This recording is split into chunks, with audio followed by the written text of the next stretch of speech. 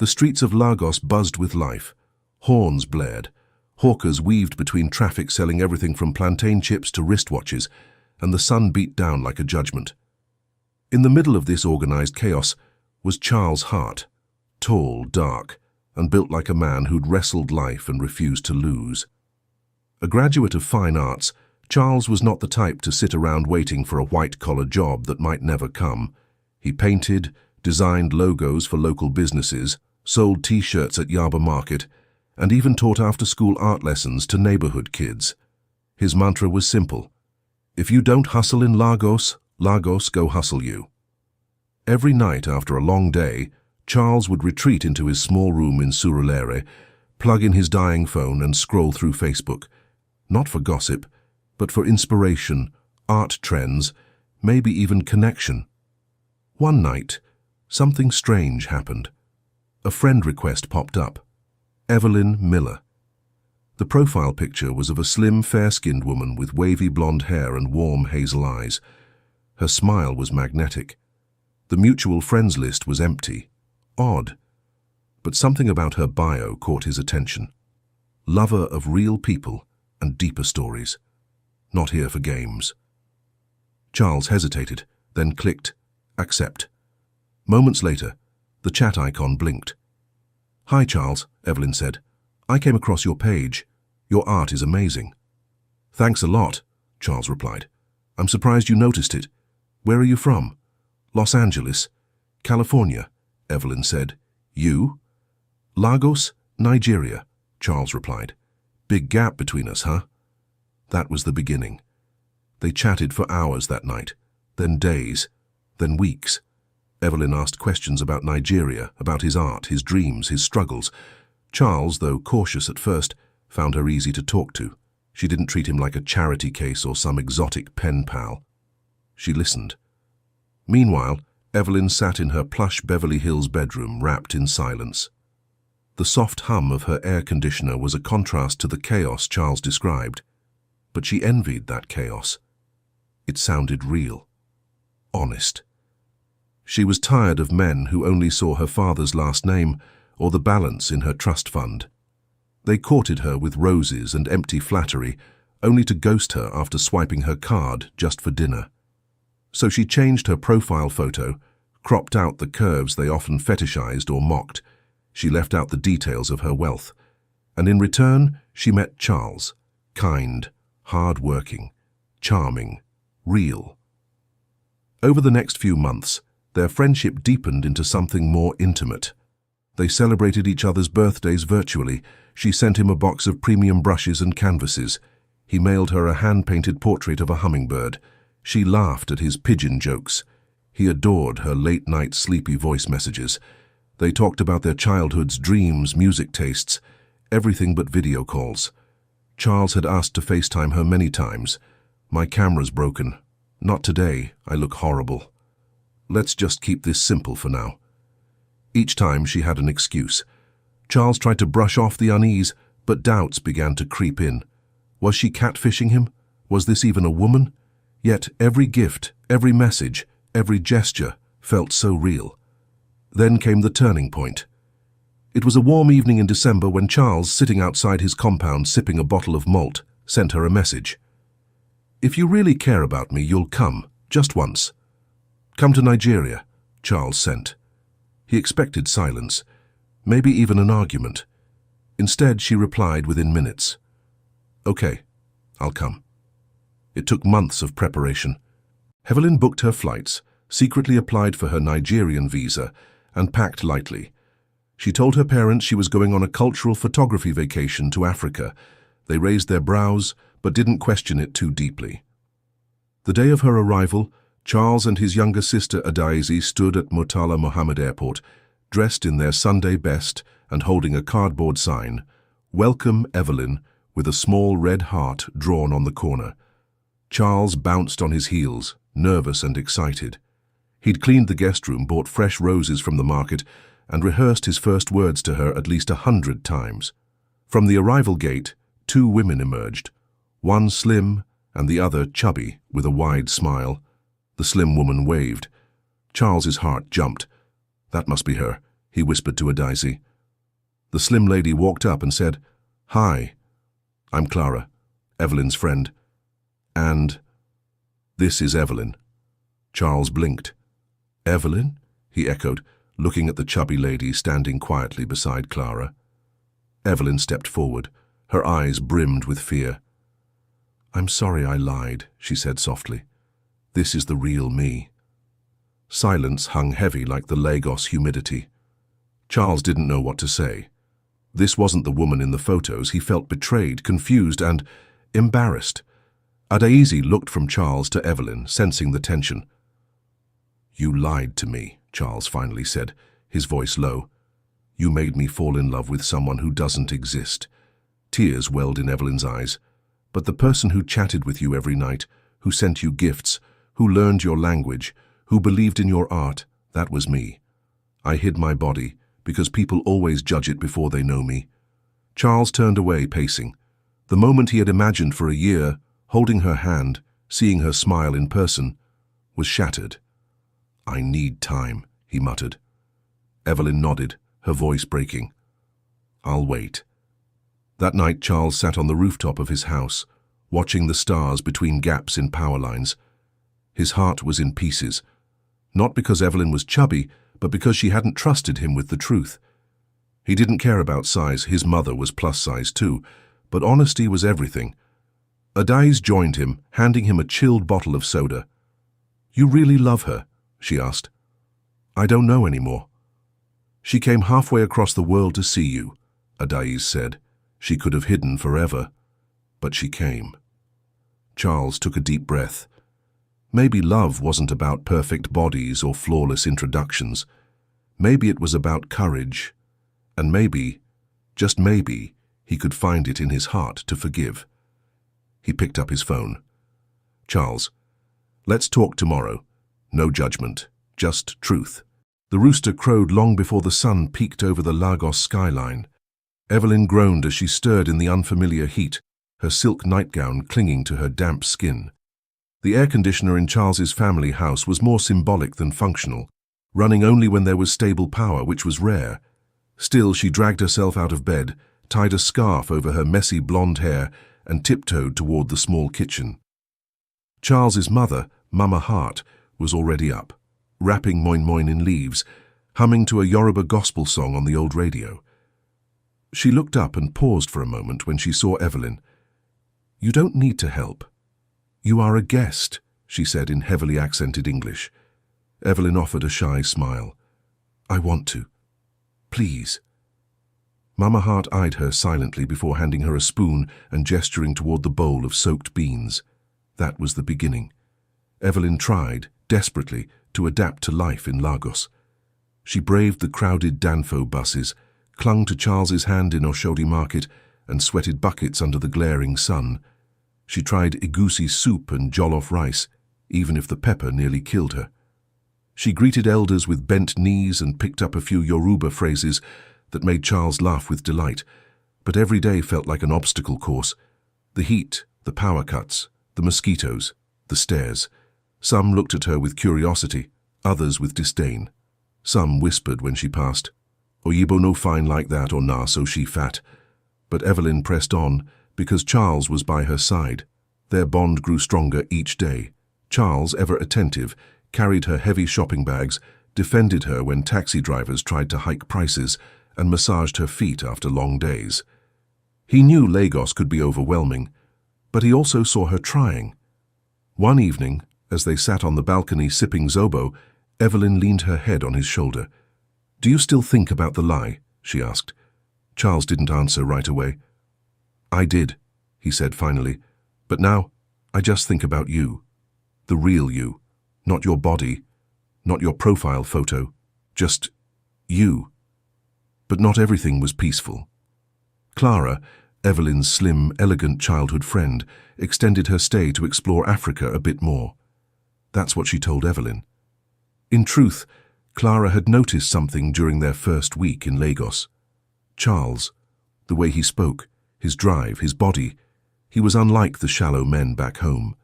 Clara began finding reasons to be around him. She complimented his muscles when he carried water buckets, lingered in conversations longer than necessary, and started wearing revealing clothes around the house. At first, Charles ignored it, but soon it became uncomfortable. One day, Evelyn returned from the salon and found Clara and Charles laughing in the compound. Clara had her hand resting on Charles's arm. Evelyn froze. That night, Charles noticed Evelyn was quiet. "You okay?" he asked. "Why is Clara still here?" she replied flatly. She said her flight was delayed. "Something about rescheduling," Charles said. Evelyn turned away. Charles reached for her hand. "You don't have to worry. I only have eyes for you." Still, Evelyn's heart twisted. Clara had always been the one who got the attention. In high school, she was the prom queen, while Evelyn was the chubby friend with a big heart and bigger wallet. History felt like it was trying to repeat itself. Things came to a head one humid night. Charles was in the living room sketching when Clara walked in wearing only a tank top and tiny shorts. "Everyone's asleep," she said, sitting beside him. Charles raised a brow. "Okay." "You know, I've never met a man like you," she said, leaning in. "You're smart, strong, real." "Clara," Charles warned. She placed a hand on his chest. "You don't have to pretend. You know Evelyn isn't your type. Let's stop lying." Before he could respond, she leaned forward and tried to kiss him. Charles jumped up. "Are you mad? You think I'd betray Evelyn like that?" Clara stood too, eyes flashing. "She's not even the woman in the pictures. You deserve someone who actually looks like she said she did." Charles's voice was low but dangerous. "Leave this house tomorrow morning." He told Evelyn everything. She listened, stunned. At first, tears filled her eyes, thinking Charles had cheated. But as he spoke, his voice full of anger, disgust and loyalty, her heart softened. "You told her to leave?" Evelyn asked. "Yes," Charles said. "I won't let anyone come between us, not even someone you love like a sister." Evelyn fell into his arms and sobbed. "I love you," she whispered. "I didn't expect this. I didn't expect any of this." "I love you too," he said, "and I'm not going anywhere." The next morning, Clara left without a word. Charles' mother, who had watched all the drama unfold quietly, pulled Evelyn aside. "My son has never brought a woman home before. He likes strong women." "I see now. You're strong," Mama Hart said. Evelyn smiled through her tears. "Thank you, Mama." 2 weeks later, Evelyn's visa was nearing its expiration. They stood at the beach watching the waves crash. "I don't want to go," Evelyn said, burying her face in Charles's chest. "You don't have to," Charles replied. She looked up. "What?" "I'll come with you. I'll apply for a travel visa. You'll sponsor me." "You'd really leave your home for me?" Charles nodded. "Love doesn't know borders. We've crossed too many already." The day she flew back to LA, they kissed at the airport with promises and paperwork in hand. Charles returned home and started preparing for the biggest change of his life. Leaving Lagos, leaving the life he knew, but he was going to be with the woman who had crossed continents for him, and soon it would be his turn. The sky over Los Angeles was a sharp contrast to the dust-kissed skyline of Lagos. As Charles stepped off the plane and into LAX, everything felt surreal. The air smelled different, sterile and sharp. The people moved fast, their eyes darting past him like he didn't exist. But he wasn't alone. Evelyn stood there waiting, holding a sign that read, "Welcome home, my love." He smiled, his nerves slightly calming at the sight of her. She ran into his arms, uncaring of the stares around them. "I've missed you so much," she whispered. "Me too. This place, it's something else." She laughed.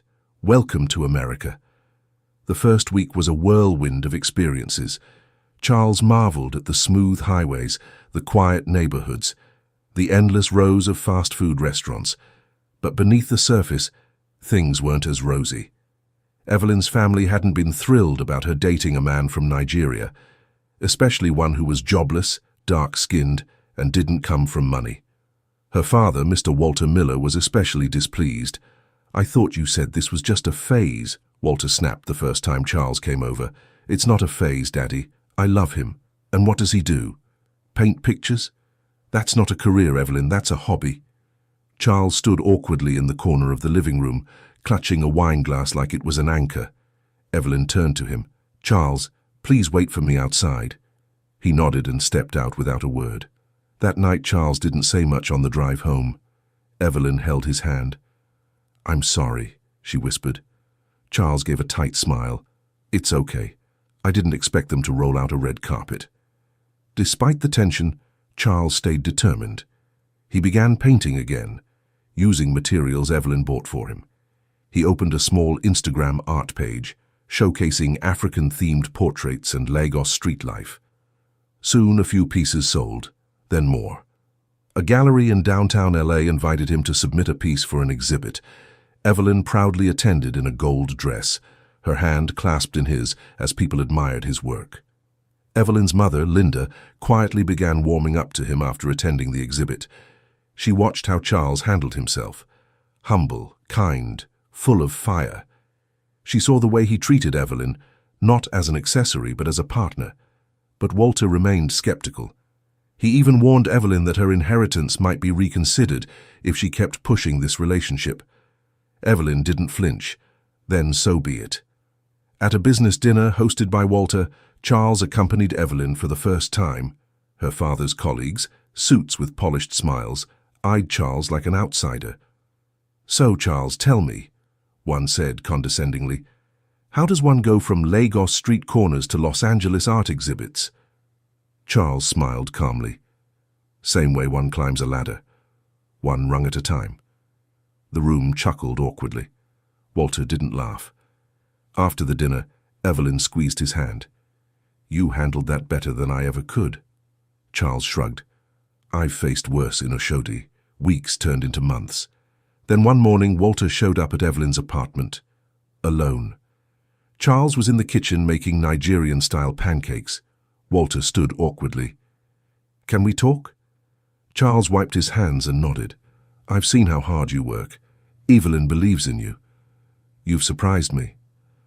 Charles waited. Walter looked around. What you've built with your art, it's real. And I'd like to help. Not out of pity, but because I see the potential. Charles blinked, unsure if he heard right. Walter continued, I have an old property downtown, could be perfect for an art gallery. I'll sponsor it, but I want you to make it yours. It was the first time the word son-in-law didn't feel like an impossibility. That evening, Charles took Evelyn on a walk through a botanical garden. He knelt under a canopy of cherry blossoms and pulled out a small box. I came to America with nothing but a carry-on and a dream. But now, I have something more. You. He opened the box. The ring glittered under the pink sky. Will you marry me the Nigerian way, the American way? All the ways. Evelyn burst into tears. Yes. Yes. 1,000,000 times yes. A month later they flew to Lagos for the traditional Igbo wedding. Evelyn wore a radiant red George wrapper and blouse embroidered with gold, her head wrapped in a matching jewel, and coral beads stacked around her neck and wrists. Her makeup was soft, her joy radiant. Charles, in a royal blue Isiagu tunic, lion head patterns woven in gold, completed his look with red beads and a walking staff. He looked like a prince from an ancestral line of kings.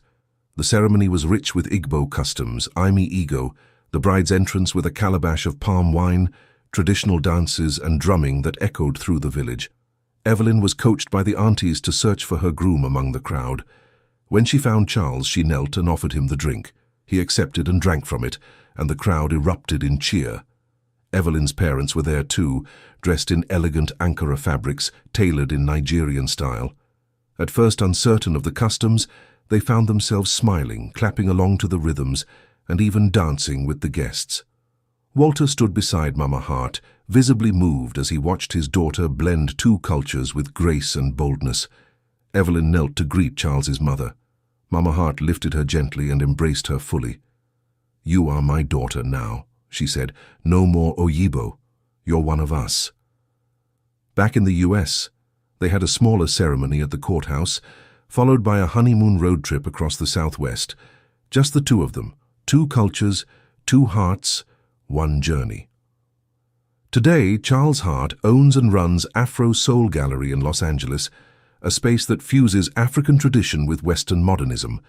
His paintings hang in homes and offices across California. Evelyn helps manage the gallery's business side. They live in a cozy home filled with art, music, laughter, and the occasional Nigerian stew bubbling on the stove. They still get stares sometimes, still hear whispers, but their love is louder, because in the end, it wasn't about continents, color, or size. It was about two souls who saw each other beyond the surface and chose to stay. 3 years later, the Miller estate in Beverly Hills hadn't changed much, still pristine white walls, manicured lawns, and luxury cars lined like chess pieces. But today, something different fluttered in the air, something soft, giggly, and full of life. Evelyn stood at the front porch with a chubby-cheeked baby boy in her arms, wrapped in a onesie that read, "Half Naija, half amazing." Beside her stood Charles, now with a little more beard, a little more calm, but the same twinkle in his eyes. Inside, Linda Miller peeked through the curtain, gasped and called out, "Walter, they're here, and they brought him." Walter walked in slowly from his study, holding his glasses, the ever-dignified patriarch. But the moment he saw the baby's round face and dimpled smile, his stiff posture crumbled. Evelyn stepped forward, her voice a whisper. "Daddy, meet your grandson. This is Miles Chukwuma Hart Miller." Walter looked at the baby, then at Charles. For a moment no one moved. Then with trembling hands, Walter took the baby from Evelyn. Miles squealed and wrapped his tiny fingers around his grandfather's thumb.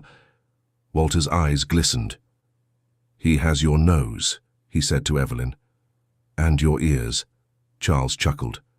Linda came over, wiping her tears with a silk handkerchief. "Oh, look at those little curls. My grandbaby." Miles let out a babble, smacking his lips as if approving the warm embrace. The living room quickly turned into a blur of laughter, cooing and storytelling. Evelyn showed them baby pictures. Charles shared tales of sleepless nights and diaper disasters. Walter, stoic no more, got down on the floor and played peekaboo with his grandson, letting out a laugh none of them had ever heard before. Later that evening, as they all sat on the back patio watching the sunset paint the California sky in golden hues, Linda placed a hand on Charles's shoulder. "You've given us so much more than art or titles," she said. "You've given us a real family."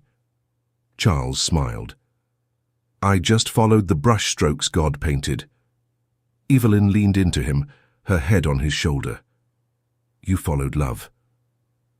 As the stars blinked into the night sky, little Miles dozed peacefully in his grandfather's arms, bridging two worlds, two legacies, and two hearts that had once met across continents. In that quiet moment, beneath the hum of crickets and the soft clinking of wine glasses, it was clear. They hadn't just crossed distance.